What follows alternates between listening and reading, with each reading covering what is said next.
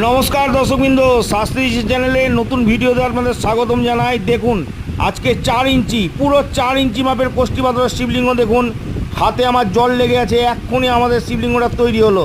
এইমাত্র আমাদের শিবলিঙ্গটা ডেলিভারি যাচ্ছে রাশিয়াতে। রাশিয়া থেকে আমাদের এক বাঙালি ভদ্রলোক হিন্দু ব্যক্তি আমাদের অর্ডার করেছেন এই শিবলিঙ্গটা।